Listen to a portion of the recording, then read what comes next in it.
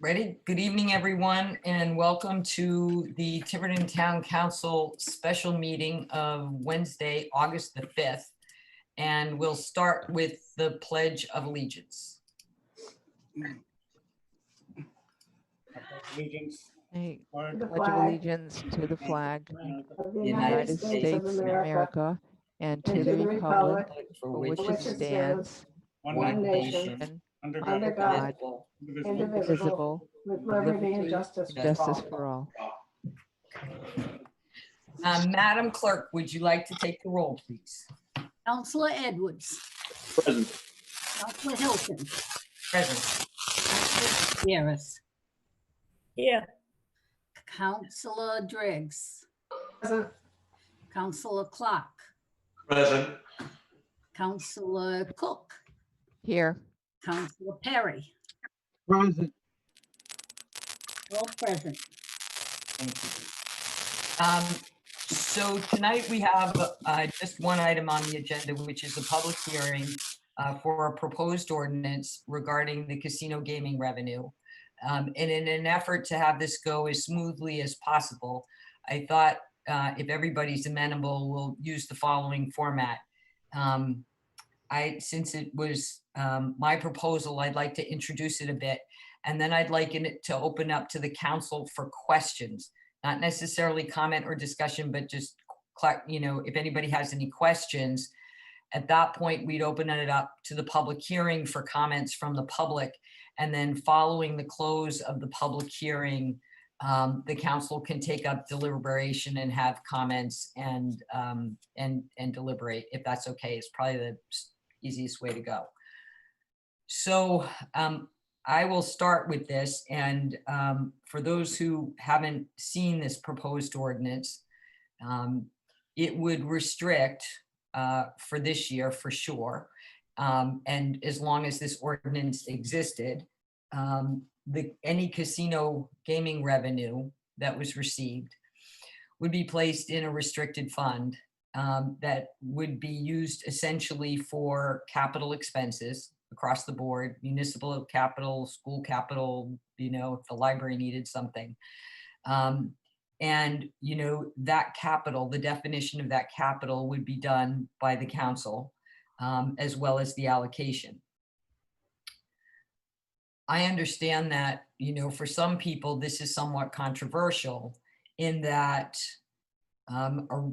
in 2018, the then council put forward a proposed charter question, which would have restricted casino gaming revenue to capital and debt service, essentially. And in a significant large election with many voters, it was very close. It did not pass by 13 votes.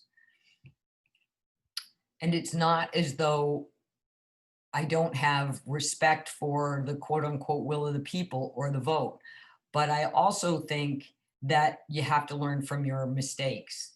And one of the things about this casino gaming revenue, and just to clarify a few things, is that at the time, and especially during the time that Twin River was marketing the casino to us, we kept hearing the words $3 million guarantee, $3 million guarantee. Well, it's not exactly a $3 million guarantee, and it never was.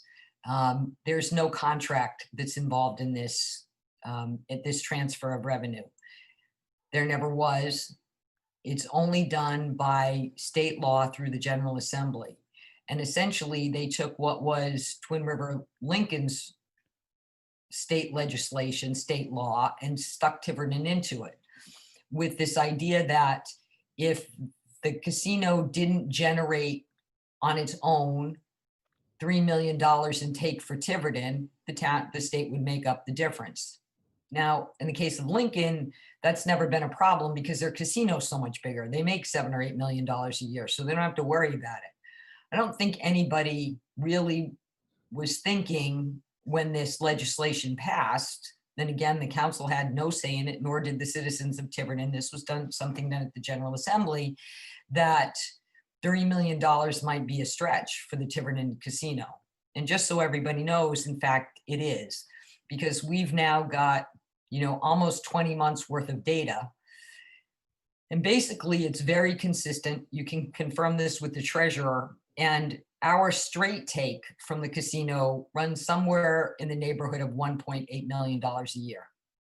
That's about what it generates on a straight take for us, which means that the state then is in a position of having to write us a check for somewhere in the neighborhood of $1.2 million. And this would have been the first year that would have happened, the first fully operating year. When the COVID crisis came, the state, in conjunction with the Department of Health and Twin River Casino, closed the Tiverton Casino. And once that happened, there are clauses in that General Assembly law that the state is relying on, and they believe that they are on solid legal ground in saying that we are not entitled to the rest of that money, that they do not have to pay us the $3 million guarantee. We know that our solicitor, Mike Marcello, who's here with us, doesn't necessarily agree from a legal point of view, and we'll be pursuing that in court, but those things take a long time to resolve. In the meantime, based on the vote in 2018, we put $3 million worth of casino revenue into our operating budget. And once you put things into the operating budget, well, then they're there, because you're talking about a lot of things that you've got to spend money on every year. So instead of keeping that casino money separate and using it for one-time purchases and special capital projects, or if we need to replace a fire engine, or the school's got to replace bathrooms, we put it into the operating budget. And now, in the absence of that, the first fiscal crisis was getting through this year because we weren't getting the money. So thanks to the town administrator's incredibly diligent work, who put a hold on almost all spending, all capital projects, everything, to hold on to every penny that we could, we were able to finish the year and not be in the hole. But it's left us with a significant hole for next year. And that's the point. I realize that some people don't agree with this, but you've got to learn from your mistakes. And it's based on the state's position, and I can let Mike speak to this.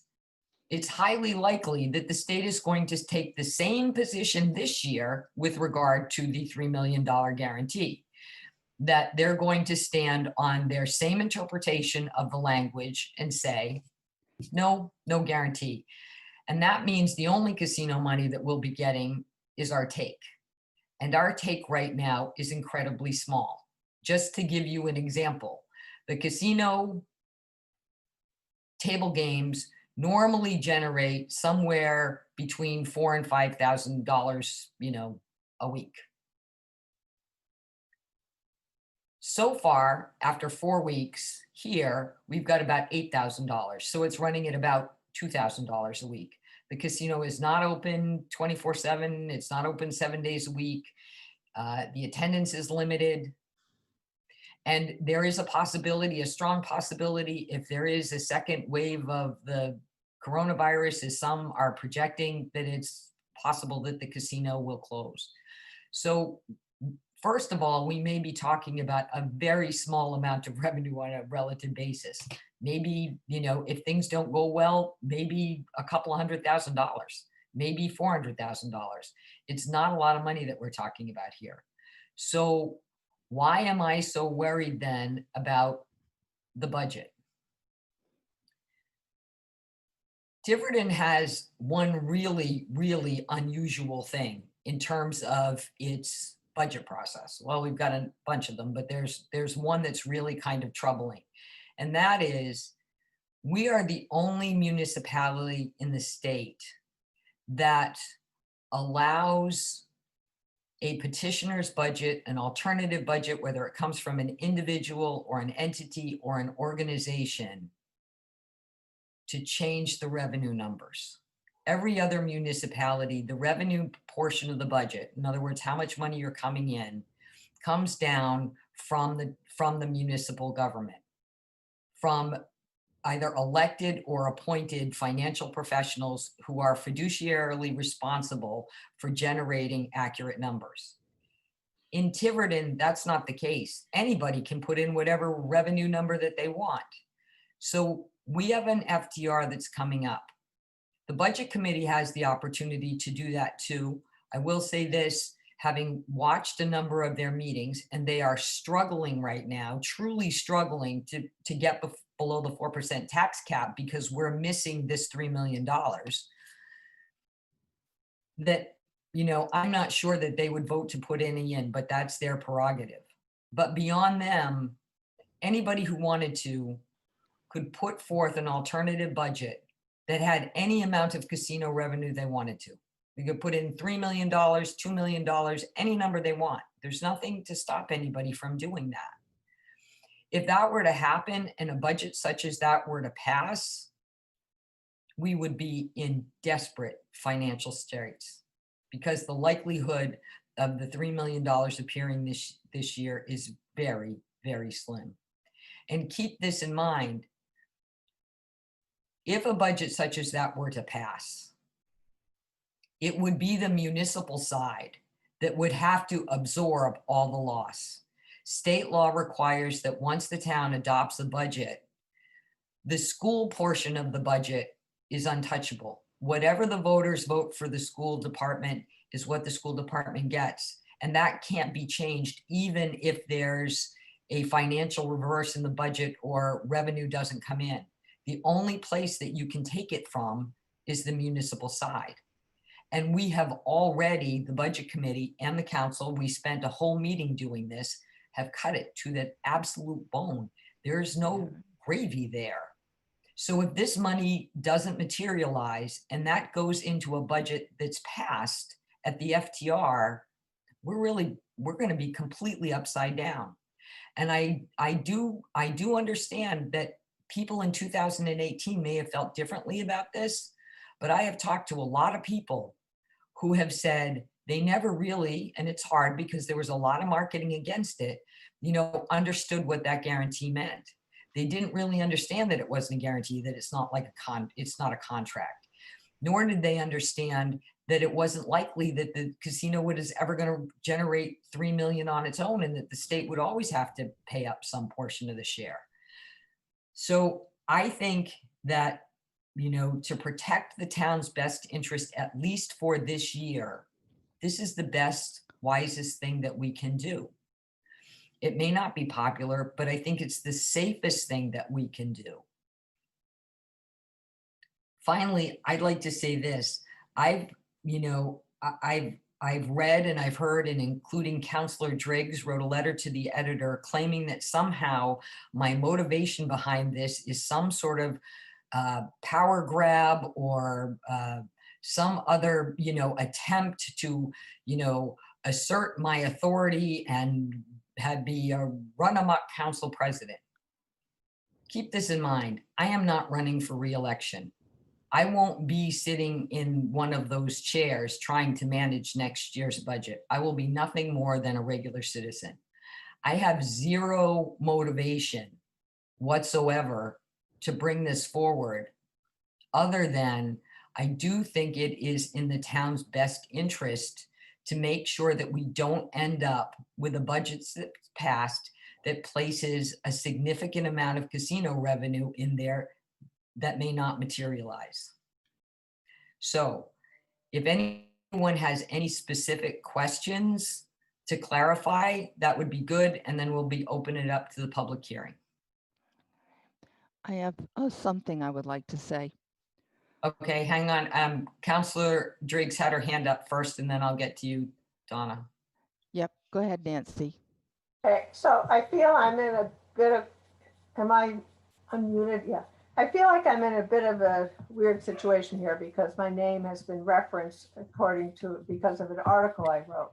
I think, Patricia, in all honesty, one of the concerns I had was that this whole process did not proceed, I think was deficient in the way it proceeded. The town council was not, as a body, was not. Nancy, Wait, no, wait, please. Let me finish. I'm asking right What? now, in order to keep this orderly, if anyone has a specific question. I Then do. we I will have open several it up. questions. I have several Okay. questions, but Yeah, at some point, I think I need to address Yes, you reference to me.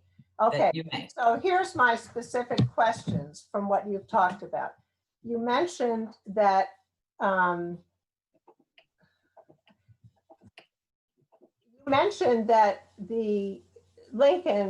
way Lincoln handled it, they also, they were in problems. They did not get what they wanted.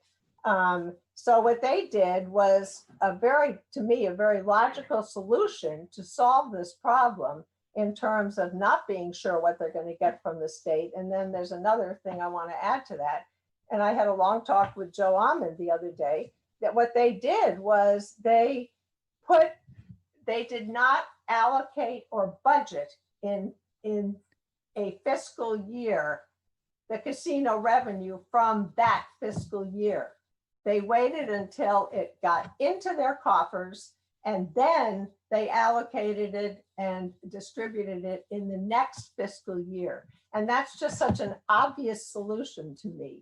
Instead of counting on something that you don't know what's going to be available in the year that you're dealing with, don't count it that year. Wait till it comes. I know it comes in quarterly, but whether you want to wait until the FTR time or the actual fiscal year ends, don't even assume that that money is available in the budgeting process. That's the first thing Lincoln does.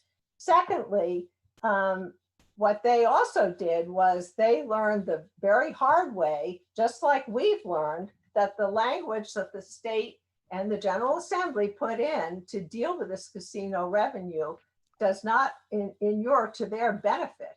And they were also stuck with that same language that we got stuck with this year, that if you're not open and operating 365 days a year, even if the state's the one that closed you, you can't get the money. Well, Lincoln does get it, and they get pro rata. So if it is closed a certain number of days a year, they get pro rata the days that it was open. And I have not heard that discussed at all as a solution. There's so much. I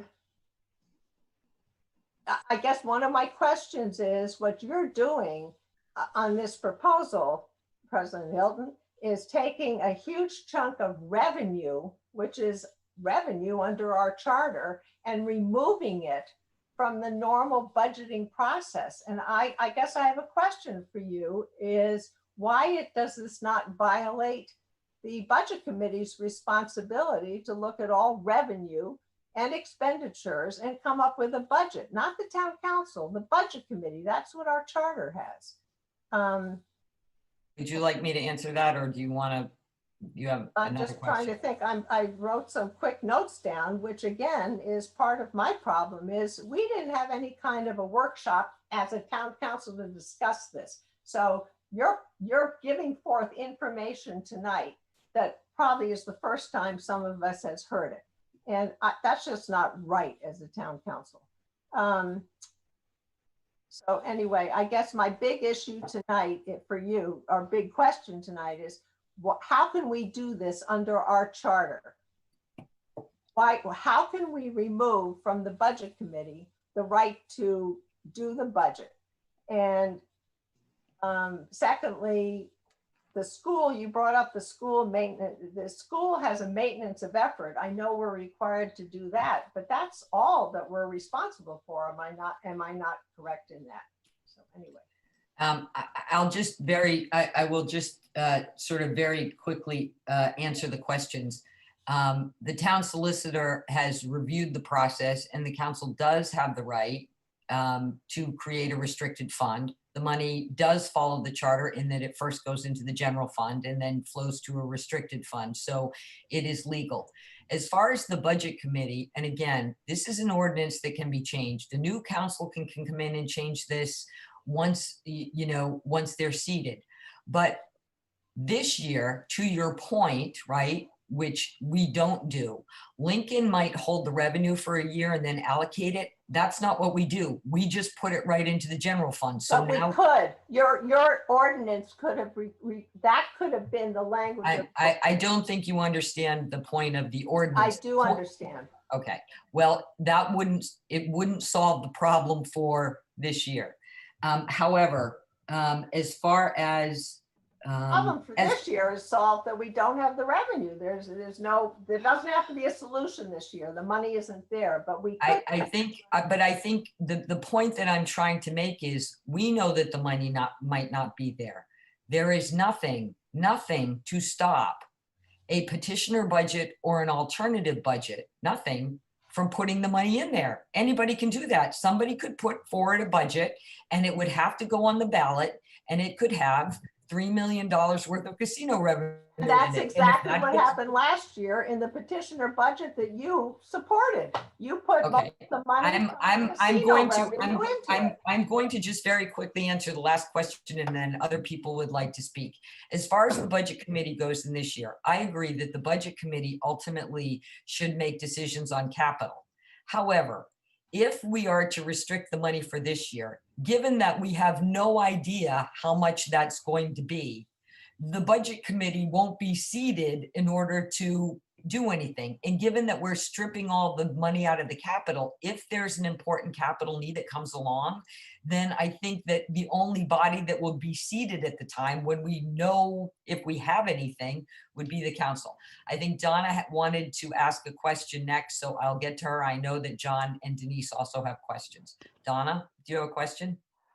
Yes, I'm concerned also how quickly this is being done.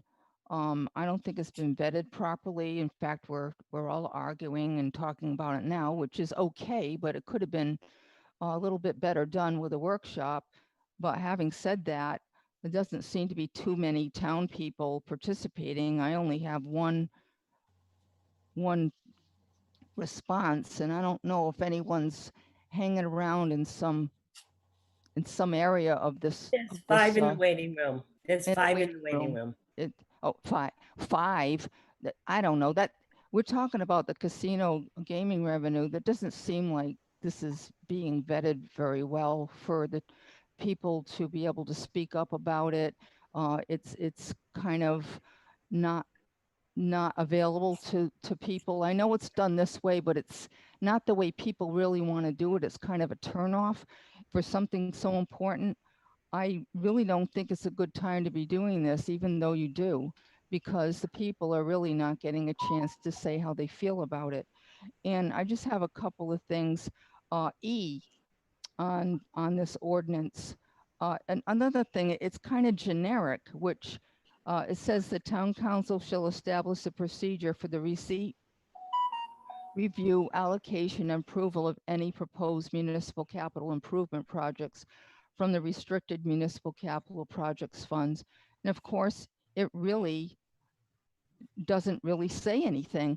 That's the problem we had with the General Assembly law. It really wasn't vetted that well because it looked like it was a big surprise that if the state closed it or whatever happens or snowstorm, that we weren't going to get the money. And personally, I just think it shouldn't have been put on the ballot with that wording that left us kind of in a jam. And I really think that the due diligence of the solicitor at that time should have noticed that and said, wait a minute, we might be having a problem here. But it seemed like a surprise to everybody. Now, I'm not going to say anything about the last town council because maybe, we do rely on the solicitor to point that stuff out. But it was a surprise. And we had Mike and we had Chris go up and talk to the gaming people up in the state. And it was, they were very, very specific, already knew what they were going to go after and left us in a bind. So I'm not for doing things quickly because it didn't work out with that law. We didn't have to bring it to the voters. We could have said, we don't like the way this is written and we're not going to bring it to the voters. but it wasn't done that way. And the other thing that bothers me the most is it's kind of like, well, it really wasn't guaranteed, but that's the voters' fault. No, it should have been vetted a little bit better by the solicitor to point out that that was not a good thing in the law and it shouldn't have been on the ballot. I really think it left us hanging, and you rely on your solicitor to point that stuff out to you because that's his job. It's not, Denise Donna? is not a lawyer. John's not a lawyer. I'm not a lawyer. And we depend on the solicitor to point that out and say, this is a problem. Either they change it or it shouldn't be on the ballot. And it Donna? wasn't done. Donna, I would just like to point out to you, even though I wasn't on the council at the time, and I'm not even sure who was, but that issue and that language was known at the time. It was known and it was debated amongst the council and the solicitor. And there were attempts to let people, the general public, Shouldn't know have let it that. on the ballot. Hang on a second. There were attempts to let people know it. However, keep in mind, and I think the estimate was that, Twin River spent somewhere in the neighborhood of $3 million on that referendum question. And it's hard to compete with that. So that was a known issue. It's just, not everybody necessarily, I think got the word.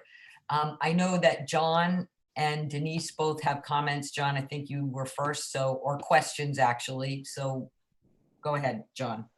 Thank you, Madam President. I'll be brief since this is the question period, because I'm sure this is going to be a question for others who've read the language. Can you explain the item C, the intent and how this would work when we talk about the 3% of the current year's operating budget versus what we hold in reserve in the restricted account today? I think that would be helpful for everybody to understand. Okay. So essentially right now, we have a general fund and the minimum balance has to be 3%. And there are only very, very limited circumstances at which we can go under 3%.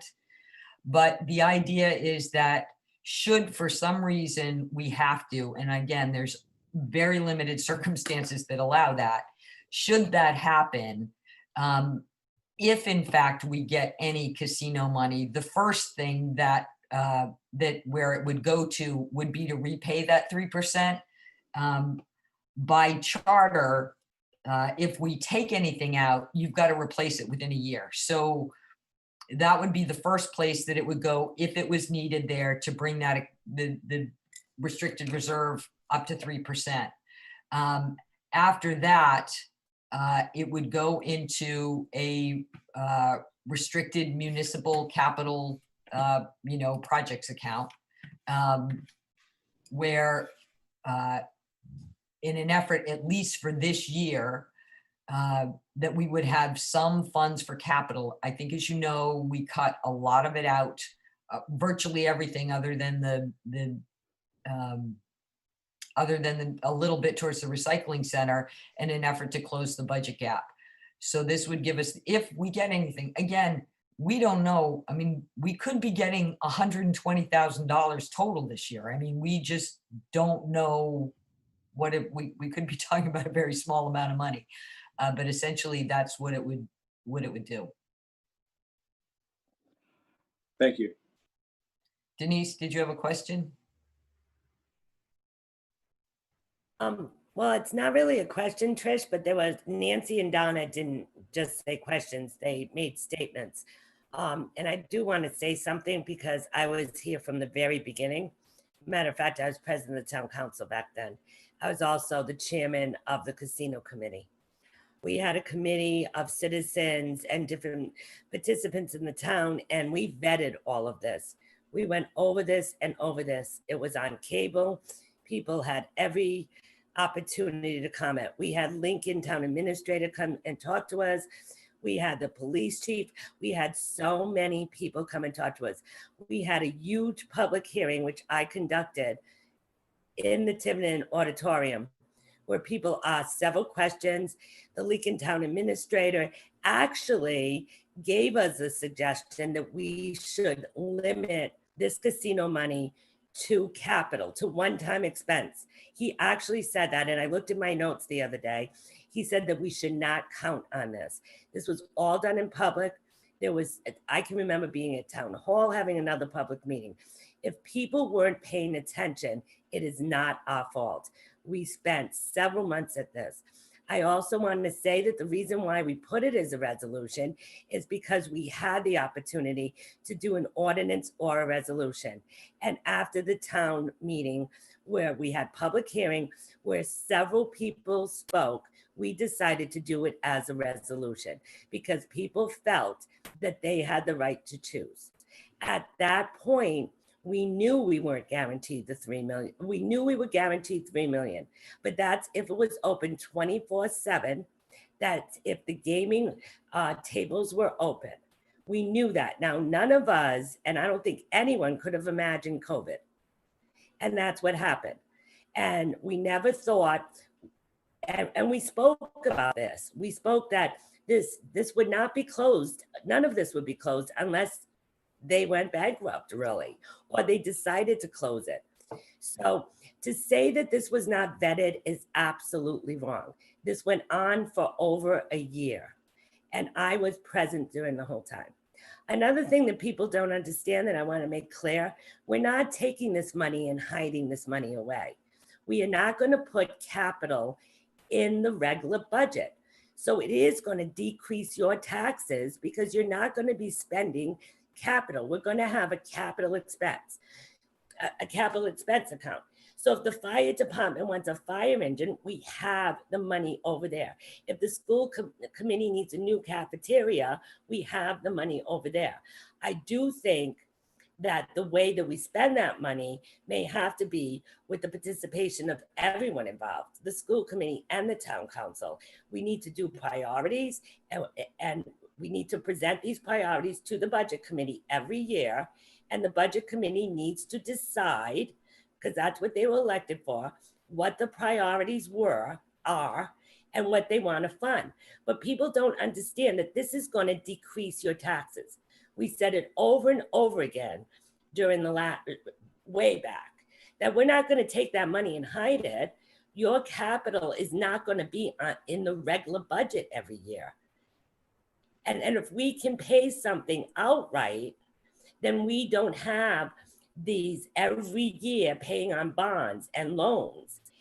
And that will decrease your taxes. No one in the town council wants to hide money. It's never been my intention, and no one can prove I ever have.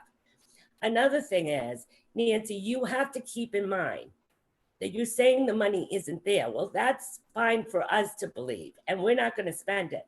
But like Tricia said, somebody could come with an alternative budget, and I'm going to give an example because it's out there on Facebook. The school committee could have somebody put an alternative budget in right now that says that we have $3 million of that casino, and they're going to put it in their budget. I'm not accusing them of it. I'm just giving you the worst case scenario. Now, if that happens, that $3 million is in that budget. I was on the school committee. I know the law.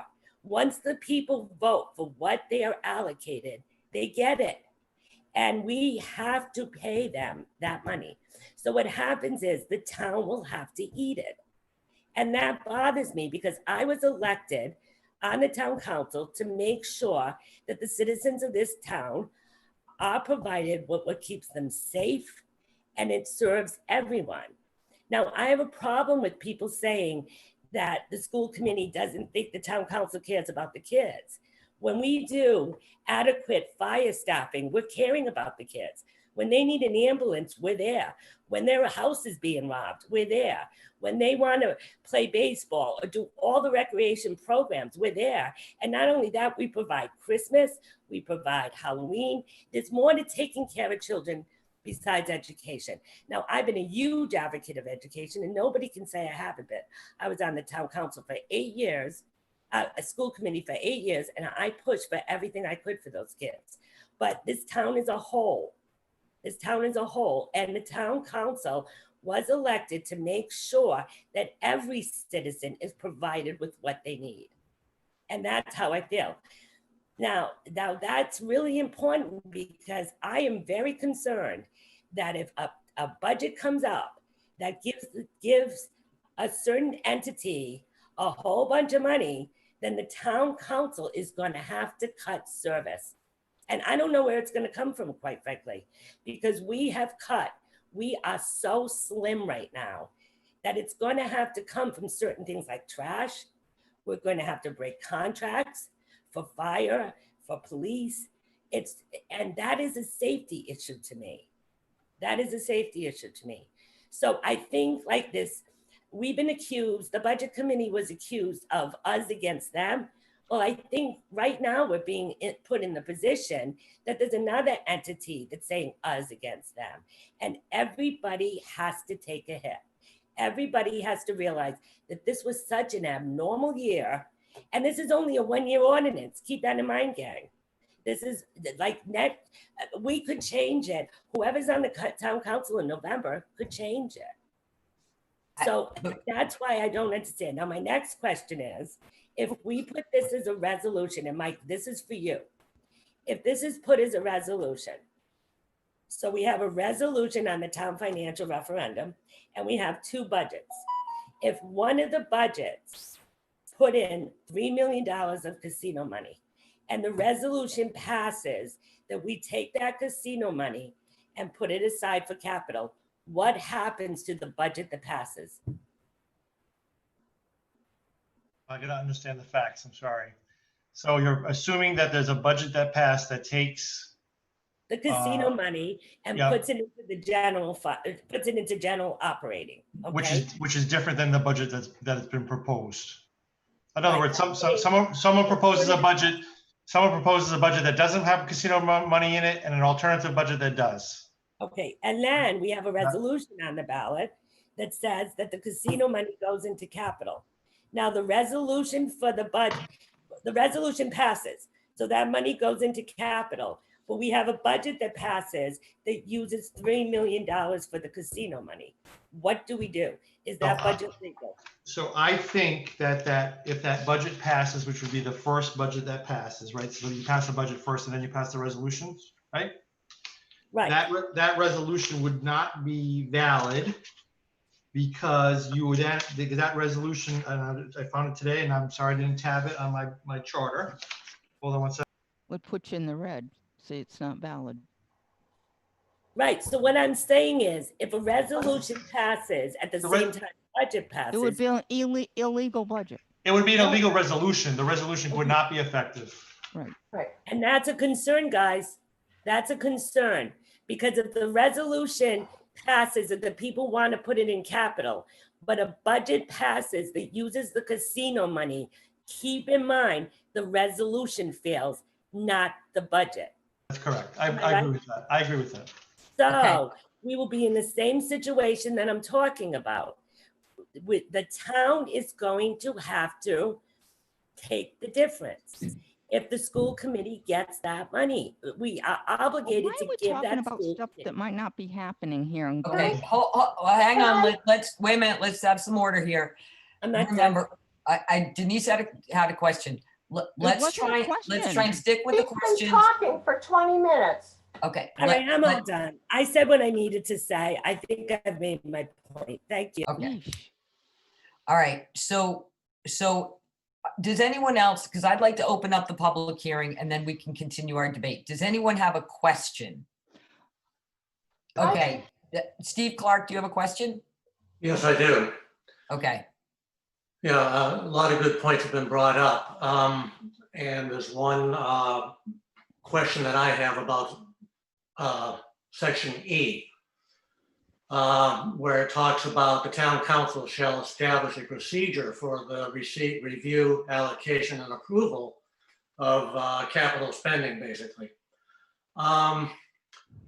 I think that that's a concern to some people, and my question would be, I guess, how would that approval or how would that process be structured? Would it be a vote by a simple majority, or how would that work? well, my personal opinion for this year, because I think this is only a one-year thing, right? Because we just don't know how much we're getting. So I think that the council would have to try and, you know, establish a procedure and priorities, but, you know, there might not be enough money to do anything with. I do think it would not be a bad idea, since it's a 1-year thing, to require a 4/5 vote of the council, so that it's not in establishing that procedure, so that it's not a simple majority, that you need a 4/5 vote to set that procedure up. And, you know, again, there may not be enough money to spend on anything, but, you know, that if an important capital need comes along and there's the opportunity to meet that capital need with that money, you could do it. But it would need to be done, I think, probably as another ordinance. I'm going to look at Mike, but I would say that it probably would need to be done as an ordinance. It would need a public hearing, just like this one. And, you know, I'd be fine with it having be a 4/5 vote to create that ordinance, so that it wasn't a simple majority. Mike has his hand up because I think he wants to say something. Mike, did you want to add to that? The reason why E is written the way it is basically, you know, we didn't want to get, or I didn't want to get into the nitty gritty of how this capital stuff is going to be allocated. We thought it would be, you know, left up to the council once they figure out how much money's there and what they can figure out. So the council can pass another ordinance telling, okay, now we have this capital reserve account and no money shall be withdrawn from this account except if they meet, A, B, C. They might appoint a capital review committee for the town. You know, there are 1,000 ways that this can be done. The main purpose of this ordinance, however, is to allocate those casino revenues to 2 separate accounts. First, the 3% to the rainy day fund. And then once that rainy day fund hits 3%, then to the capital fund. And then, so we don't even know how much money will be there. But again, it's for them, for another council, another elected body to decide how they want to do it. And that's the way it was done. So it's not set in stone. Like I said, another council can put a capital fund committee together. They could have whatever they want to do. I mean, the limits are endless. I have a question, Mike. Could the council call the budget committee back in to review it? They could say that the budget committee shall have, make recommendations to the council or make recommendations to anybody. Yeah. That's not part of the ordinance. Because again, this is for the future. You could do, if you want to amend that now, amend it now to say that. I mean, again, this is for, we have, the main purpose of this ordinance, the main purpose is to I'll use the word ward off, to take the casino revenue and put it into 2 separate accounts. And how those accounts are spent at a later date is up to a later council, a later ordinance and whatnot. That's all it does. What was the purpose of taking the casino revenue to put in 2 separate accounts, as opposed to acknowledging that this fiscal year budget, listen, everybody, budget committee, town council, the town of Tiverton, this year there may be no revenues coming from the casino. So budget committee, do your meeting, don't count on casino revenue. And then why not then, wait a minute. Why not then go forward saying from now on, what Lincoln does makes eminent sense. Could I answer that question? Forward Yes, and please, say, Mike, we're would not going to put anything in I don't understand why you're doing this now. Okay, so first of all, let me, because Denise, Councilwoman Medeiros just explained why you needed to do that, because if there's no ordinance in place at the time that FTR is occurs, a alternative budget could be proposed that takes that revenue, takes that casino revenue and puts it into an account. Not to an account, to an expenditure. And so without that limitation, without that ordinance to limit, you put that money at risk. That's exactly what the purpose. Mike, you know what? In all due deference, I was on the Charter Review Change Committee that recommended the FTR, and we went through a lengthy process of changing the Tiverton Financial Town Meeting to an FTR. It won 2-1 to go to an FTR.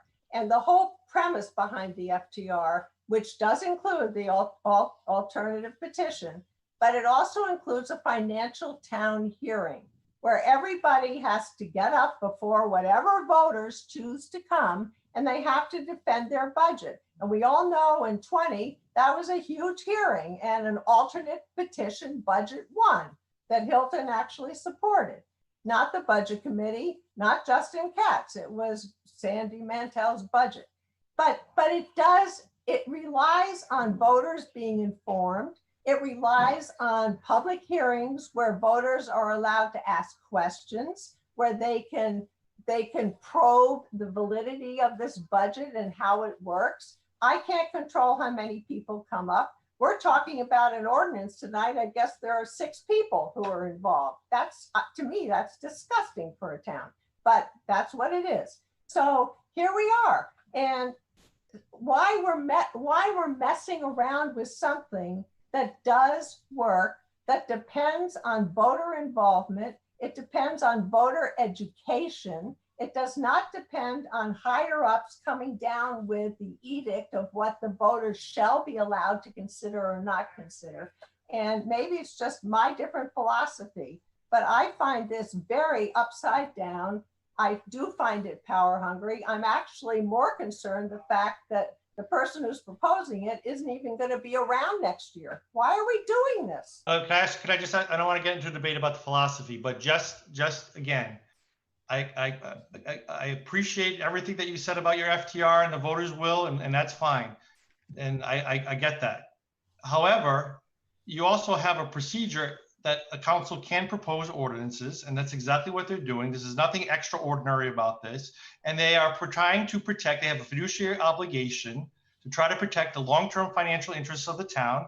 And frankly, you have an experience now where the process that is out there has gone a little bit awry because you did not expect to lose $3 million in your budget. And again, but the potential is there, as Ms. Medeiros has indicated, that without some kind of limitation, that any group, whether it's a school group, I don't even know what kind of groups you have in Tiverton, but whatever groups you have in Tiverton, that could come out and say, there's $3 million that you have not put in this budget or in the revenue, and I want to plug that revenue into the beaches. It's not there, Mike. It's not there. It's going to be plugged in. But you see, that's the problem. It is there because again, they could make up any number. They could say they could say that we expect to get $6 million from the casino this year, because that's how your FTR does. You have no limits on revenue.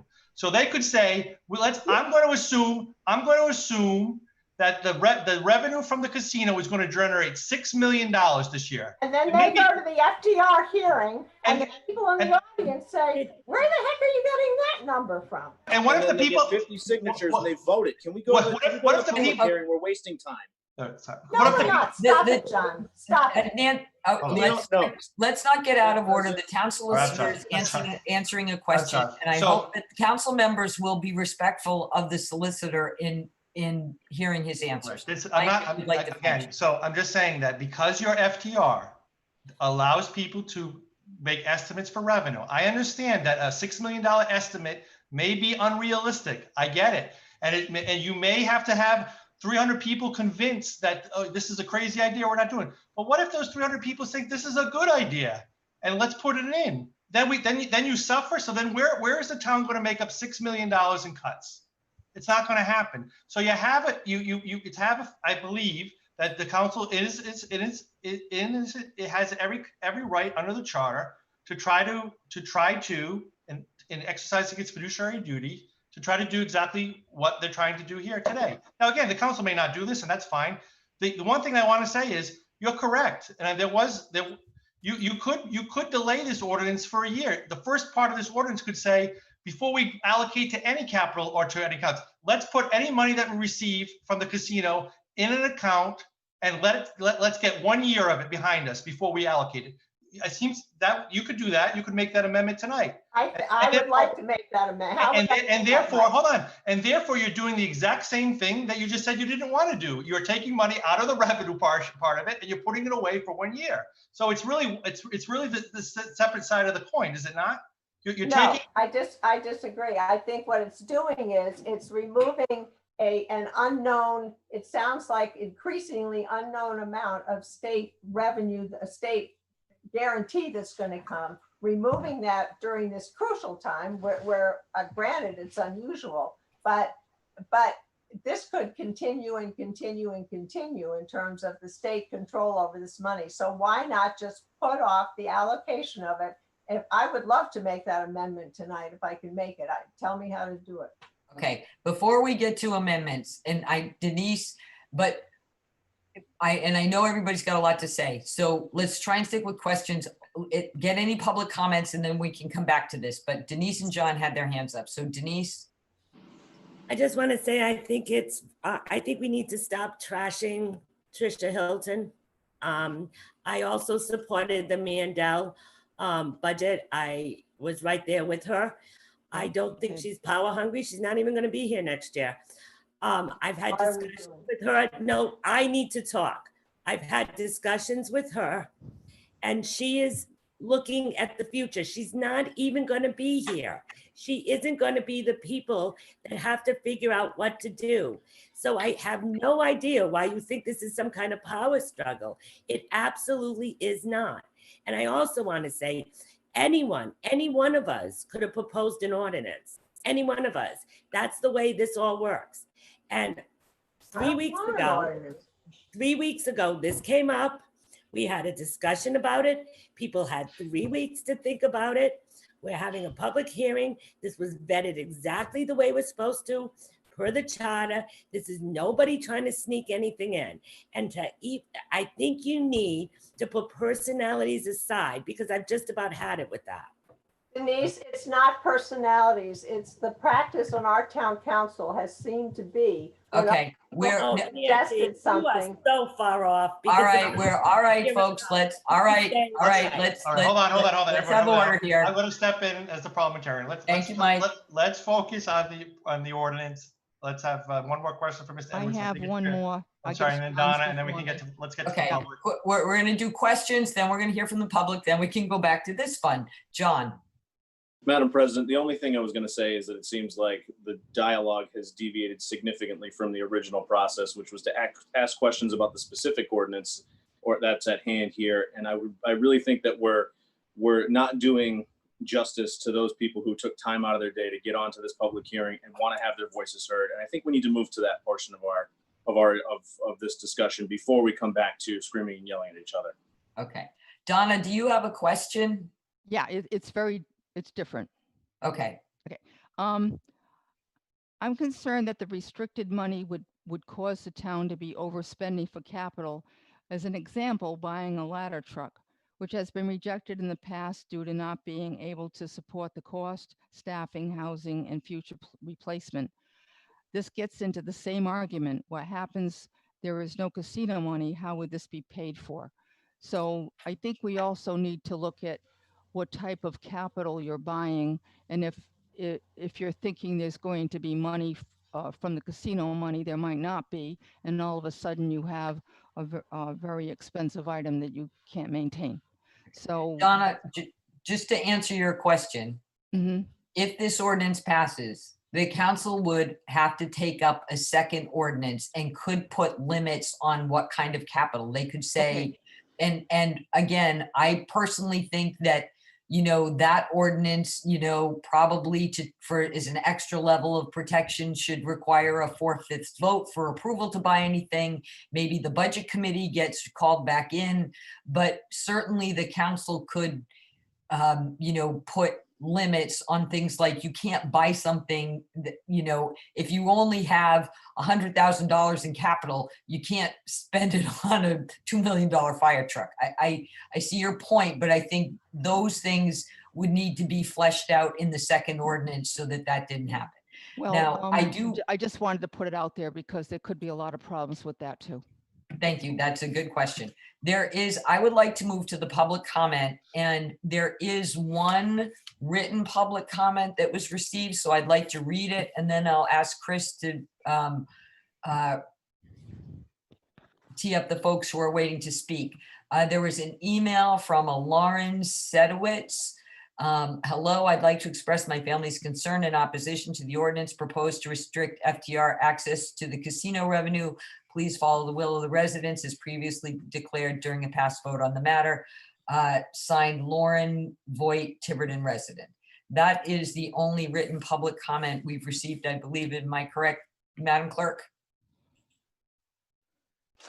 Yes, that was the only one, right? Yeah. Yes, I'm getting a yes. Okay, in that case, Chris, would you like to poll the members of the public who might be here and would like to speak? We have 5 members in the public venue, and some of them do have their hands up. Okay, I'll start with the first one, who I believe might be Sherry Aker. And I don't know if you're going to do a time limit on public comment or what you're going to do, but I think our general stated policy is that it's 3 minutes for public speaking. So if folks can try and keep it to that, that would be appreciated. Can you hear me? Yep. Oh, hi. Yeah, no, it's not Sherry. Sorry. That's right. That's right. It's her husband, Thor. Okay. Do I have video too? But there's no, it's just a picture of a couple of deer. Oh, well, that's good, I guess. So you don't mind me without video. You're limiting to 3 minutes, which is pretty hard for me if you know anything about me. But I'd like to say thank you first for allowing us the opportunity to take a couple minutes of your time to give you some comments. I do appreciate the discussion. I've thought back and forth about this over a couple of years anyway. We are certainly in a pretty dynamic situation, and it's quite difficult to deal with the COVID stuff and the financial crisis we've had. I do understand the points and positions that a lot of the people have, and understand the necessity, I think, for something like, although it may not be the only solution, but something like an ordinance that is being proposed that would restrict the ability to depend upon future capital, which obviously is not dependable. So I kind of do like that idea, which I didn't really like several years ago on something like that. But mostly I didn't like it before. And I think that people may have angst about it more so because of the generalization of its use and control, which seems a little bit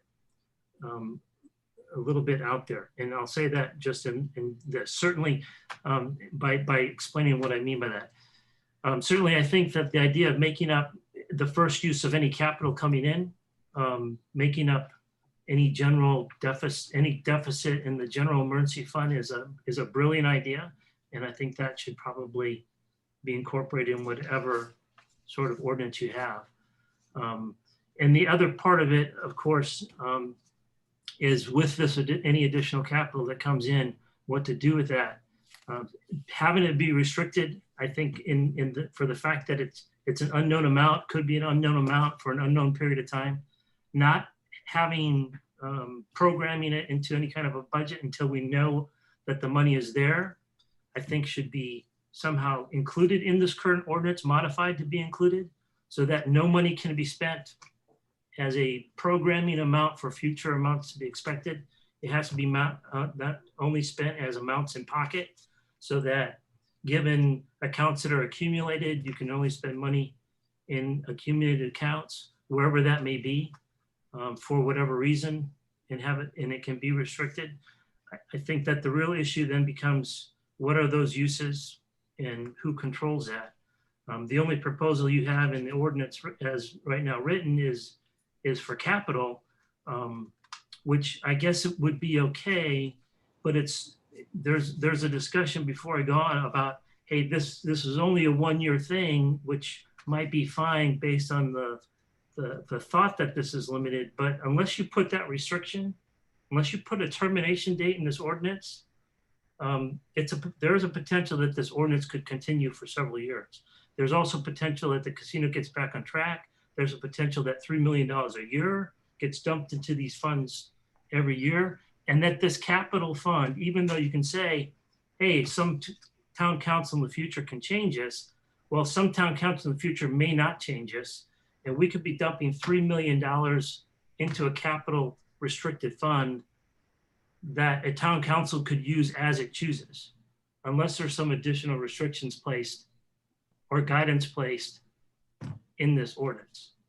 You can say, oh, that's not going to happen, but unless there's something in place that restricts it now that makes people feel more comfortable, I think people are going to feel uncomfortable.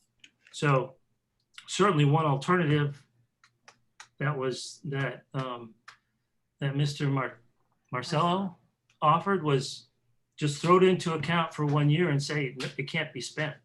Now, granted, I'm certainly of a faction that says you take all the money that you get in a bonus, put it in an investment, let it accumulate, and then just use the interest. And I wouldn't, although no one would probably agree with me, I would say for 5 years, just throw any money we get from the casino, try to save 15 million, and then take the, and if you can invest it wisely, you could probably get a 5% interest pretty easily, and then use that interest to support just revenue for the town and never touch and continue to grow the principal as casino money comes in until the casino dies. But I know that's not going to be a compromise that people would like. So, but there's still this option of you're going to have a bunch of capital money sitting in an account and having it controlled by a town council, which I don't think people really like the idea that the town council can offer up new programs, buy new stuff that may commit the town to,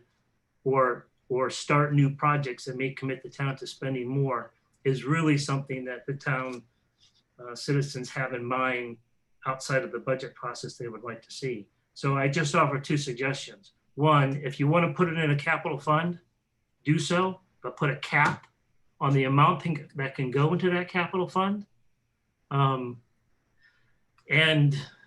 limit the type of expenditures, even in this ordinance, to those expenditures which would be for repair and replacement of current equipment, for example, or repair of current facilities, so that you don't include anything in there about new programs, new equipment that isn't already in existence or part of current processes, or new facilities that aren't already in service, so that any of those sorts of big expenditures or new programs or expanding of programs really have to have the say of the community and the budget committee to talk in terms of those bigger processes. The other part is, obviously, if you put a cap, like say of $2 million or something on this capital fund, that may allow over a period of time that there is additional funds from the casino that would be extra. I think that there would be no problem to create other types of restricted funds within this that could perform the same sort of very specific services to support municipal projects or municipal things. I did send an email to Mr. Cotta and Ms. Hilton concerning, well, sent it through Sherry, but concerning my recommendation, saying, you know, you could make a revenue reserve fund that would perhaps create a revenue fund that would help allow for some reserve revenue to make up for loss of revenue like we had in 2020 because of the loss of revenue from the casino. That would help mitigate some of those issues. You could make another fund that specifically supported other municipal general obligations on an annual basis that could be handled in the same way as the capital fund that we know are essential needs that could be supported, like your bond payments or utility payments or things like that, all of which can be capped because none of those are really going to ever be more than a specific amount that we can sort of guess at. And you can designate that in any 1 year, you can never spend more than half of what the account values is. So you could limit or cap those accounts to $2 or $3 million. And then the excess, once you reach those caps, with the casino revenue coming in over several years, crossing our fingers, can still go back into general revenue. But those are my thoughts, some of which I think can still be put into this ordinance. Instead of kicking the can to somebody else, I think some of those specifics at least might make people feel a little bit better about, and the control part, which I'll just take one more second to mention, is I don't, the town council has control of the emergency general fund to manipulate it as it needs for, although I don't know the specifics as Councilwoman Hilton had indicated that it's very restrictive. But if we're only talking of an annual basis between budget periods. So in any 1 year, on average, there may be an urgent need that arises in a half a year before the next budget cycle. So if it's not an emergency, for an emergency, the town council has the capability of allocating emergency funds to support something. So if it's an urgent need or non-urgent need or non-emergency need, then every budget cycle, those needs should come up. So no longer than 1 year, the budget committee should be addressing those needs. And it seems like any of these restricted funds that you create, with the exception of that piece, that slice of the casino money, that should go into supporting the emergency fund aspect of our general fund. All of those restricted funds, what's in those accounts, should only be used then during the budget cycle. So the amount of money that's in those funds, not future amounts, but the amount of money that's in those funds at the time the budget committee makes their decisions can be used, or in my opinion, 1/2 of it can be used in the budgeting process, at the budgeting process time, for the budgeting committee to allocate for municipal needs when it comes to that point. So for this next year, we should assume that no money is available from the casino. The accounts accumulate. The emergency fund is reaccumulated at 3%. No one would probably freak out if you redesignate it to be 4%, just so we have a little squish in there. And then those accounts, the restricted accounts, however many you think are really necessary, accumulate. And when next year's budget cycle comes up, half of the money that's accumulated should be able, if there's any, could be allocated by the budget committee for the purposes as designated. And if the casino gets back on track, there should be $3 million more distributed proportionally the way I think the ordinance should be specified. And it should be something reasonable to the caps, it's also specified, so that the following year there should be more money in there. And the budget committee can specify where at most 1/2 of those monies could be distributed.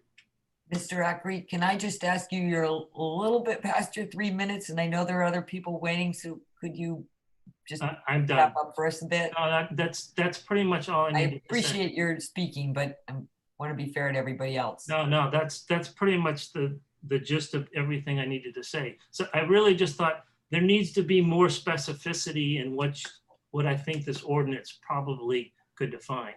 I mean, and part of it's just because you keep saying, oh, it's only going to last a year. Well, either specify it's going to terminate in the year, or be more specific as to the use and control, so that is able to give a little bit more warm and fuzzy to people that, hey, if this isn't going to go the way that everybody plans, there isn't some enormous amount of money that's growing that's within the paws of the town council to spend and obligate the town to things that the budget committee and the FTR is meant to control. Okay. But thank you for your All right, time. thank you, Mr. Ackrey. Yeah. Chris, Okay, yep, so we have Jerry Larkin. Hang on, okay. he's coming in. Can you hear me? Yep, we can hear you, Jerry. Great, thank you. So just to be clear, I'm speaking on my own behalf, not on the behalf of the school committee. I think this is a really good idea. To put money into operations is really to count your chickens before they're hatched, if it's from a revenue stream such as the casino. I think there was a lot of concern that there would be eventually a shortfall. I don't think anybody thought it would be this fast, this deep, or in this way, but there it is. Um, the problem with using money like this in the operations is that it creates a structural deficit. And so that when there is a shortfall, or creates a structural deficit, if there is a shortfall, then you have to make that money up by raising taxes, and nobody really ever likes that. The second reason I think this is a good idea is because it's important to understand that as elected officials, the townspeople rely on you to do what is best for the town, to use your judgment in your role while you have this authority for the 2 years or however long you're on the council. They can't be involved in every single decision. And I know it's frustrating when people don't come to town council meetings or budget committee meetings or the financial town hearing. But the fact of the matter is they elect you to actually take a stand and to try and do what is in the best interest of the town. Sometimes I wish there were more people at school committee meetings. Sometimes I wish there weren't so many people at school committee meetings, but be that as it may, I think this is an opportunity for you guys to really be fiscally responsible for the town so that this money will actually impact our overall long-term fiscal health. And taxes will go down when we are able to make our capital expenditures from a fund that is growing, as Mr. Acri has suggested. I agree with a lot of what he said. That's really all I have to say. Thank you very much. Thank you, Jerry. Thank you. So we have two other people in the waiting room. Janice, I don't know if you want to speak. Neither Janice or Karen have your hand up. So if you want to speak, please put your hand up. And I'm trying to remember how to do it. If is there a button at the bottom of the? Hang on a second. You asking about how to put the hand Janice, up, or would you like to speak, Janice?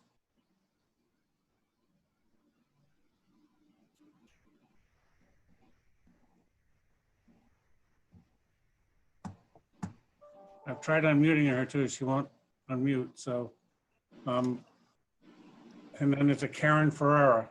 Would you like to speak, Karen? She shows up as muted. Can you unmute, Would Chris? you like to speak? Okay, neither one of them want to speak because they won't unmute. And those are the only two, the fifth one that was in the waiting room left. Okay. So will you just take the public call for public comment so that we've done it the 3 times that we need to? Okay. So if anybody in the public room wants to speak, please raise your hand. Chris, no one online, no one called in? I have no calls. You might want to just give the number, the telephone number to call in if they're interested in calling you. I gotta get the agenda up. Hang on.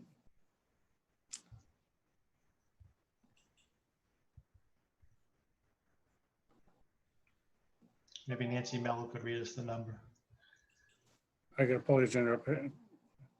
Want me to give them the number, Chris? Yes, please. Yes, I have it. Okay, it's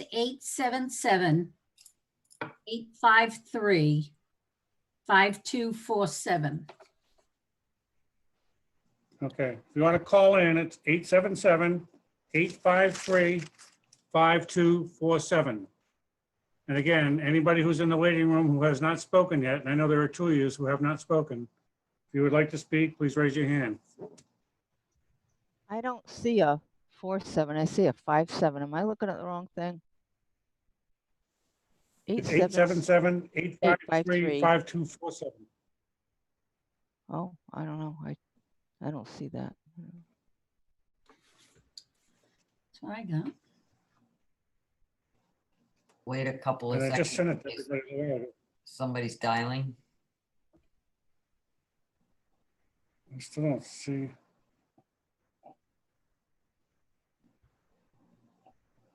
You're right. Well, there is a 525. So there's 4 numbers. So it's 888-475-4499. There's 833-548-0276. And then 833-548-0282, all toll-free numbers. I'll wait another minute or so before we call the last call. Last call. You can probably keep it open too, while you have this general discussion in case people want to come in, because they might have comments after the more discussion too. It's up to you. Okay, well, at some point though, I would like to, at some point, close the public You hearing. could, So- okay. I would just keep it open for a little bit more. Okay, we'll keep it open in case anybody dials in. I would like to say, based on Mr. Ackley had some really good suggestions. So, but 2 points to that. One, I would be happy to include an expiration date of June 30th, 2021 on this ordinance, unless extended or otherwise amended by the council. So I think that that would make it clear that this is essentially a stopgap measure for us for 1 year, unless the council chooses to extend it. I do think, as far as some of the other points that Mr. Ackley made, and I think this goes a little bit to what Donna was saying, I think there are a lot of people out there who have really good ideas, which is why I think that that part of it needs to be its own ordinance. And whether that involves some budget committee members or folks like Mr. Ackley who have some good ideas to vet through as to what could happen with this revenue, assuming we get more than, $120,000. I think that those are good, but I think they need vetting. And then, obviously, in order to pass them, you'd have to have drafts, you'd have to have a public hearing. I'm not sure we could amend the ordinance tonight to include all those good ideas and still pass open meetings regulations. But I would be more than amenable to include an expiration date on this if that made people feel more comfortable. So I'm going to open it up to the council for comments. Councillor Driggs.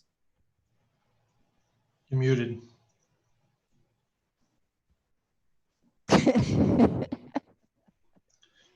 That side kills me, John.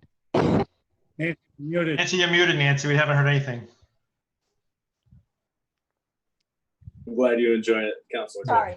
I agree that I think we've heard some good ideas tonight. I think, I frankly just think this ordinance is not ready for prime time. And I would like to make a motion to continue I don't know how you do it. If you continue the public hearing for 2 weeks, whatever, maybe we have a town council meeting to go over some of these things we've heard and work on this. I just don't think it's ready for prime time. And I'd like to have, I don't see any purpose in passing an ordinance, knowing that we already have indicated we're going to have to pass another ordinance to clarify stuff we've heard. I'd like to do it if it's necessary, get it done and do it right.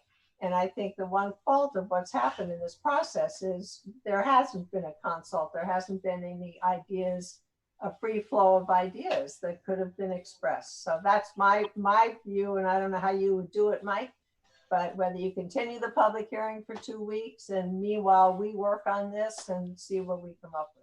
So, Council, I think if that's a form of a motion, you're making a motion to continue the public hearing for 2 weeks. That's what you're doing. You're basically tabling the ordinance and continuing it for 2 weeks. That's your motion. With amendments? Well, the amendments can be made Yeah.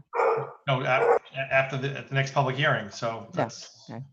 So is there a motion? Are you making a motion, Nancy? Yes. Is there a I'll second? second it. Okay, discussion. there's no discussion on a motion to the table and to continue the public hearing. It's just an up or down vote. Well, I would like to, but yeah, actually, I would like to point out something, which All right, is so that, hold on. So let me. So it's really not the table. You're actually just continuing the public hearing for 2 weeks, correct? That's what you're doing. Is that what you're doing, Nancy, Councilor? Yes. Okay, yes. sorry. I thought it was a motion to the table. That's my mistake. So it's just a motion to continue the public hearing for 2 weeks. so there's a motion and a second, but we can have discussion on that. Yes, on the motion. On the motion. So the issue with that is that the budget committee is meeting tomorrow. And once they finalize their budget, the FTR process starts. So the whole point of this is that at least for this year's FTR, not to end up with some random amount of casino revenue in the operating budget. If we table this or continue this for 2 weeks, it'll be too late. That process will have started and you won't be able to tell somebody after the fact, after the FTR process has started, oh no, you can't do that. So my issue with not addressing this now is that if we don't address it now, then we can't address it at all for this year's FTR. Anyone else have a comment? Denise?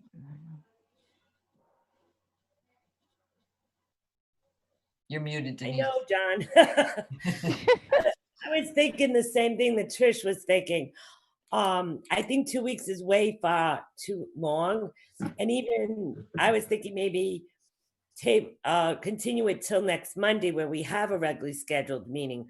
But it's true, the budget committee is going to make a decision soon. So I'm not quite sure we can go on forever with this. I think we need to make decisions. I mean, we heard some really good suggestions tonight, but I don't know what the problem is with incorporating it right now, just to make it an ordinance that basically says it ends June 2021 and just have a little bit more specifics to it. But I wouldn't go 2 weeks. I would maybe suggest till next Monday, but even then I'm hesitant to do that. John? In following Robert's rules, I will comment solely on the motion. I think that we should allow everybody, at least the counselors, to have a say. I know Councilor Perry hasn't said anything yet about this. Stephen Clark merely asked a question, and I myself only asked a question. I didn't get to express any viewpoints on the matter. So I'll vote against this motion strictly because I don't think we've even given the council the ability to have deliberation on this yet. Are there any other comments on this particular motion? Which is to essentially continue this discussion Monday. into 2 weeks. for 2 weeks. So I'm going to take a roll call vote. Councilor Edwards, No. Councilor DiMederos, No. Councilor Clark, No. Councilor Driggs, Yes. Councilor Cook, Yes, but I want to amend it to be Monday. We'll do a separate motion after that. Do another. Just vote. Councilor Perry, No. and I'm also a no. So the motion fails. So we will go back to, for now, discussion on the original ordinance. And since I put it forward, I'm actually willing to make a motion to adopt the draft ordinance amended to include that the ordinance shall expire June 30th, 2021, unless extended and or amended by the town council. Denise? I'll second it for discussion. Okay. Mike, you have your hand up. Just from a legal perspective, you just need to put the expiration date. If the council decides to extend the expiration date or amend it, that's just, So just put the expiration date, just not, put the expiration date. okay, amended then to include to expire on June 30th, 2021. Denise? Don't put the extension I part. think, No. Well, that's just my suggestion. Again, if you put an expiration date, it automatically expires on that date. If the council doesn't take any action, it expires. If the council wants to amend it after that, they have until June 30th, 2021 to amend it if they need to, but. And you're adjusting your motion, Councilor Hilton. Yes. And Councilor DiMederos, you're adjusting your second. no, I will second it for discussion. I would like to add something else to this, though, that no expenditure be made from this account until the next budget period. Can we do that as a separate motion? Because can we vote on the expiration date first? And then we'll put in language, I can look at the language, but can we just do the first motion first, have an expiration date, and then you can make a different motion? Yeah, my thinking is that we don't know what that money's going to be, that it needs to accumulate the next budget cycle. Then as a council and a budget committee and as a public, we decide what we do with it further. But at this point, because we don't know what money, where it's going to be, we need to leave it there. That's what my thought is. This is Looney Tunes. I don't have my hand up, but I want to speak I after really John. wish we could be a little bit more professional, Trish. I mean, calling a council Looney Tunes is really out of order. it is rather out of order. Um, Can we, Donna, please wait. John had his hand up first and then I'll Oh, get no, to I you. just said that. I'm waiting. Yeah. Okay, thank you. just so I'm clear, the motion that's on the floor right now is the motion to amend the ordinance to have it include an expiration date. And so we should only be talking about that. Ms. Medeiros has not, Oh. we can't vote on her thing yet until we finish this first motion to amend. Okay, John? Thank you, Mike. I was actually going to ask that specific question, and I just want to make sure that the record is correct, because Councilor Hilton did say to pass the ordinance in full with an amendment. Does she need to retract her? No, she's. So I just want to be clear. We're voting solely on the amendment to add the expiration date. Correct. Okay. Right now. That's the only discussion we should be having right now on that amendment. Okay. So does anybody have any other comments on adding an expiration date to this ordinance? Yeah, I have a question on. Go ahead, Yeah. Joe. We are adding the dates to expires on June 30th, 2021.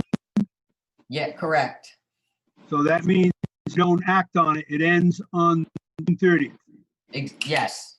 Okay, just want to be clear. Okay. You If want there, the motion? Say that again. so can we take Councilor it? Cook also had a comment. Oh. My comment was that I just found out that I was under the gun because the budget committee's meeting tomorrow. I'm very upset that I feel like I'm under the gun for something that's very important, and you're supposed to make a decision. I'm very upset about the way this is being done. Very upset. I didn't know that the budget committee, all of a sudden, you really had no time. All of a sudden, it has to be tonight. Unbelievable. Well, Donna, to respond to that, first of all, any one of us could have put this in at any time. If you felt something differently should have been done, you had the opportunity to put forward an ordinance or a suggestion. That's not the issue here. The issue Excuse is. me, let me finish. I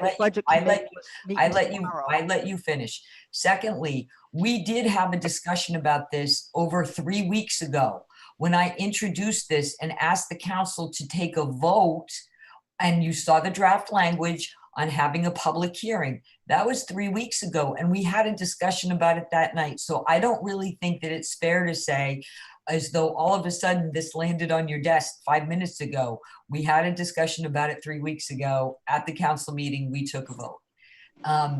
Trish, I think the point here is that there was all of a sudden when we were thinking that we could discuss it a little more on Monday and get our thoughts together, and because of different things that were discussed and amendments, that all of a sudden there really wasn't a choice, because then it was introduced at the budget committee. If they start the process is started. So we need to get this thing. That is no way to do anything in a hurry. Okay. No way at all. Donna, I believe, we have known that the budget committee was going to be meeting. I would like to take a vote on the amendment, if that's okay, and then we'll go on to the next thing. So I'm going to take a roll call vote on amending the language to include an expiration date of June 30th, 2021. Councilor Edwards. Yes. Councilor DiMederos. You're muted, Denise. Denise, you're going to get the sign. Councilor Clark. Yes. Did I vote? Councilor, yes, you did.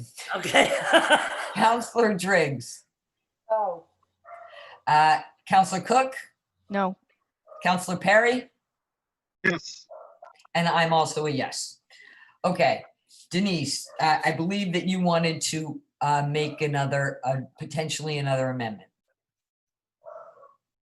Yeah, Mike, help me here. How can I just wanted to be perfectly clear that we're doing this because of the financial problems we're in right now.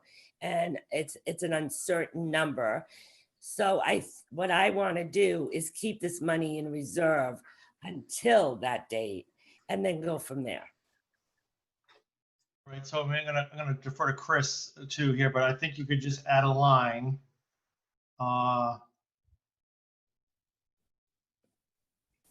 And my logic is because after- people are concerned that this council is putting this money aside to do what we want with this Right. year. And Right, I so, think we need to make it perfectly clear that that's not what we're doing. We just want to keep it aside for the time being. And quite frankly, we don't know what June 2021 is going to bring. so I the think, Council might have to make another decision. right, so Chris, I think if we just add a sentence to section A, for fiscal year 2021 only, any monies received, all monies received for that year shall be accumulated into an account entitled the Casino Gaming Fund Account with no allocation from that account for 12 months. I think that's, I mean, I can come up with better language, but I know the intent. But Could I ask Denise one question? Would you be willing, Denise, to modify that to make the exception that if for some reason we have to dip into that 3%, it could be allocated to replace the 3%, because you got to replace the 3% by charter anyway. So Absolutely, absolutely. I was just thinking of that. so if we did that, and I only have one other question for you, and that is, I'm perfectly okay with doing that because I don't think we're going to get that much money, but on the off chance that there is like a real capital emergency, is there any, like, I don't know. I guess I'm kind of looking at Chris because I'm curious to know how the town administrator feels knowing that all of his capital got stripped. Is there anything that if it really was a capital emergency, I don't know. Chris, do you have a thought? So that would be my biggest concern, and I don't care, to restrict it not to be used for all of FY 2021, with the exception of, I don't know what that term was used about a supermajority vote of the council, but if we lost an ambulance, I don't think Little Compton's going to let us borrow one for 6 more months again. So I would like to at least have some ability where the council could say, if this is a true emergency, that, I would defer to them. It's not, it's not like I would be able to pull any money out of it or any other administrator would, but the council should have some ability to, barring an emergency, reserve that money for all of 2021, but for a supermajority vote of a true emergency. And that's the only thing I would say that you should do. I'm in agreement with both. I'm in agreement with both those amendments to be added to my motion. let's work on some language. Go ahead. Let's have some discussion. Okay, John, you have your hand up. I just have a suggestion on the language. Why would we stick it into section A? Why wouldn't we put it into section D? And then that would kill two birds with one stone, so to speak. So if you just did section D, the monies are transferred into this restricted capital projects account and cannot be expended until FY 2022. That would solve both problems. 2022, because this is we're going into fiscal year 2021 now, right? Right, so it'd be, I'm talking about next budget season, which would be 2022. 2021. Am I wrong? No, I'm right. We're in 2021. We're in 2021 now. So Yeah, so we would be Next expending budget. it in 2022, which would be next budget cycle. Yeah. Right, we're in budget 2020/2021. Yes. Next Right. budget cycle starts July 2021. So that's, I don't want Correct. it to be 22. You can make it 2021-2022. Yeah, But that's, you know what I'm it's saying. not So July. basically, it wouldn't. Yes, Yeah. I understand what you're saying.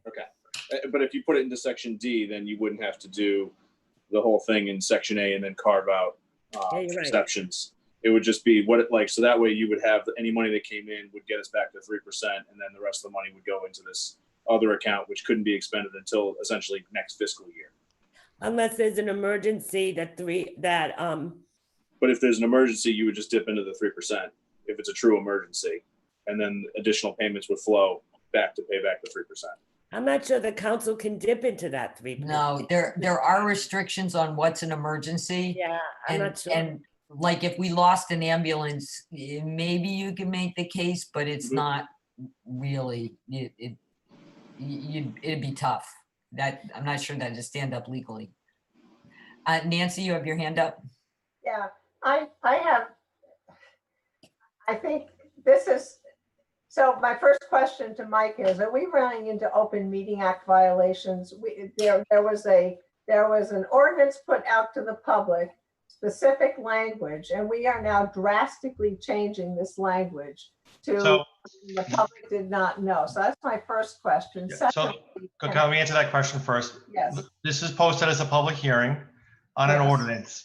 That yes, public hearing also contemplates, I believe in the notice, that the ordinance may be changed amendment during the public hearing process. So everyone gets on notice that if you want to know what's going to happen, you got to go to this meeting and look at it. So that's why we have a public hearing, so we can have discussion and amendments can be made. So that's the whole purpose of a public hearing. So no, there's so the no, notice for the public hearing, the Open Meeting Act notice said it may be changed or amended?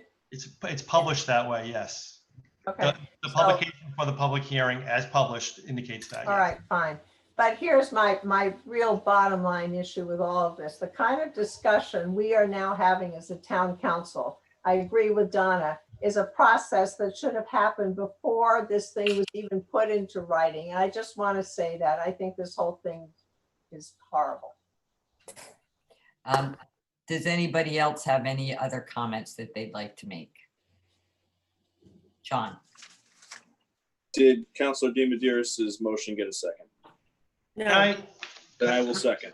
Could I just, hold on, can we just, I just gotta work on the language a little bit, so I wanna, So I had under section D, that was any monies transferred into this account cannot be expended until FY 2022, with the exception for an emergency need with the supermajority vote of the town council.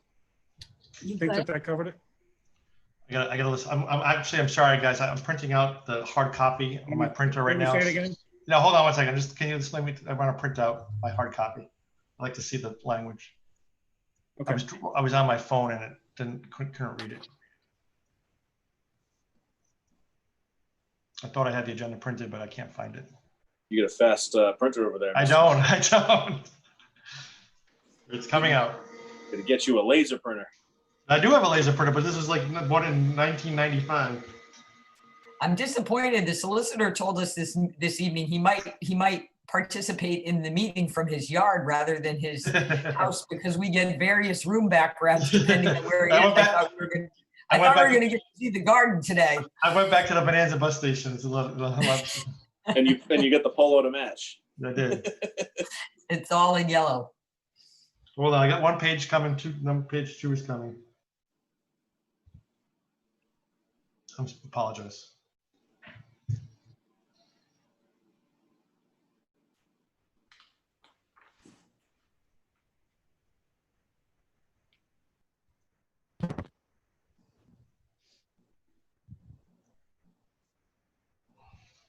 Come on.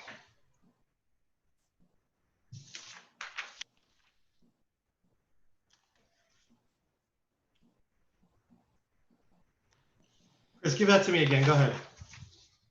And tell me where you're putting it. Under John's suggestion, it was under section D. And it says, any monies transferred into this account cannot be expended until FY 2022, with the exception for any emergent need with the supermajority vote of the town council. When you say into this account, what account you're referring to? The restricted That's the general? municipal capital account. Say that again? The municipal capital account. Okay.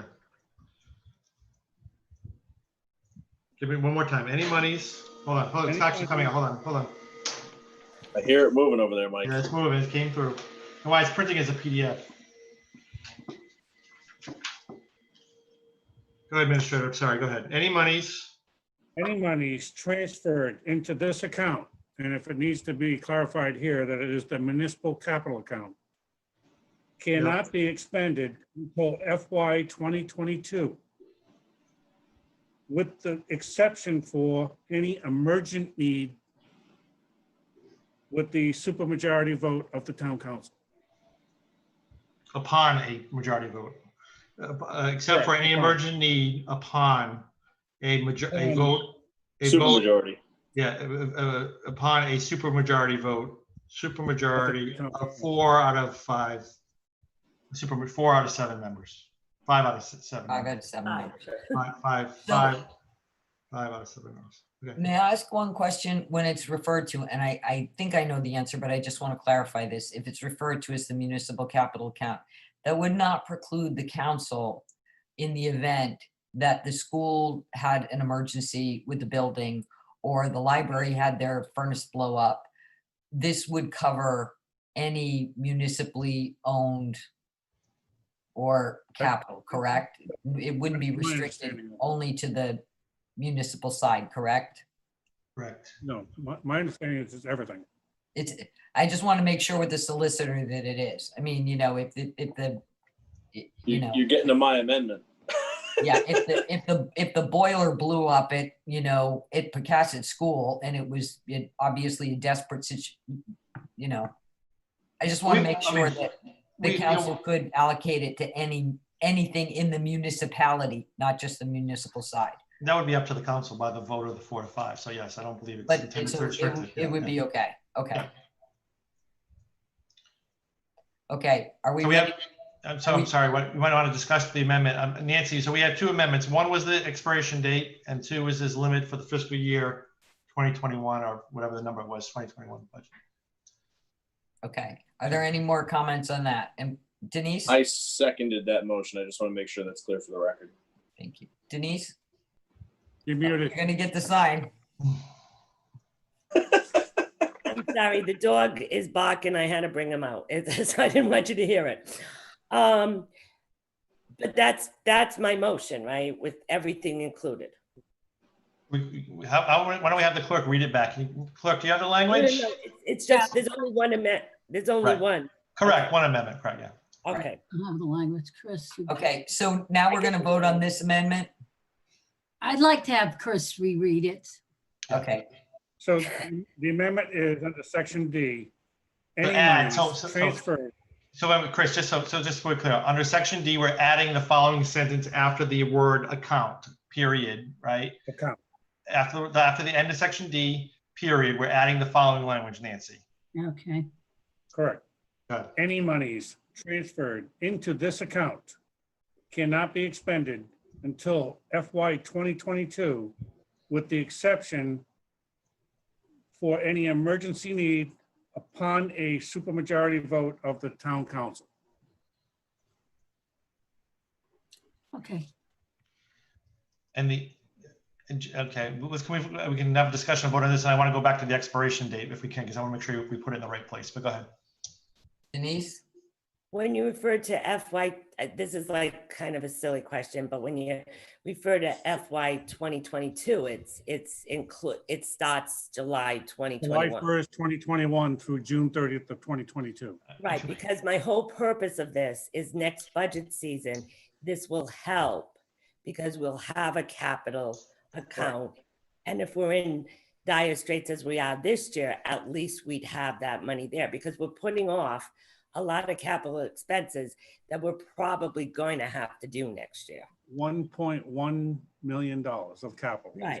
We're And I deferring don't know this if that year. includes- So what I'm saying is this is an insurance that if things go terribly bad this year, at least we'd have that money there if we need it. So Yes. that's what my motion's about. Right. Okay. Any other comments on this motion? John?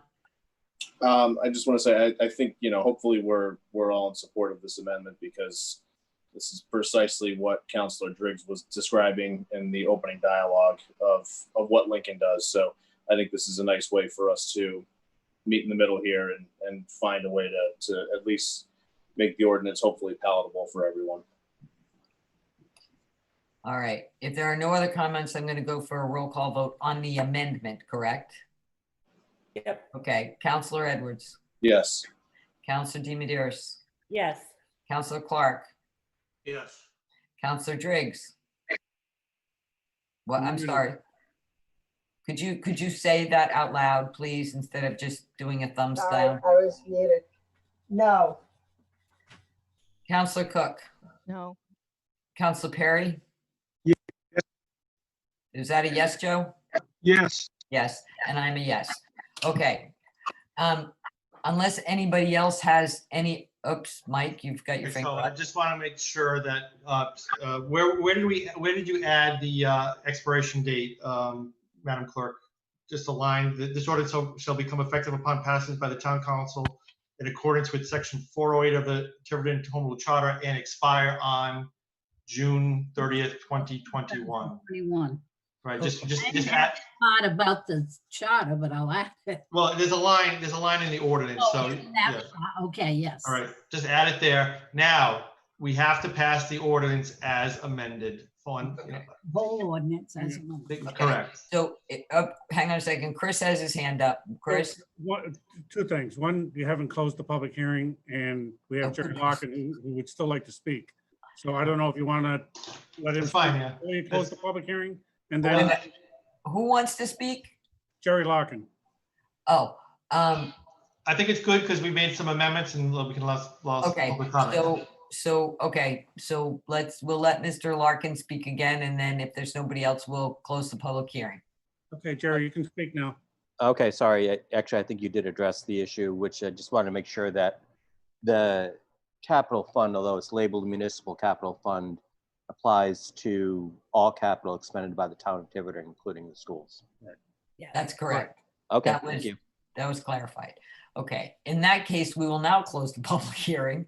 And do I have a motion to adopt the ordinance as amended? So moved. Is there a Second. second?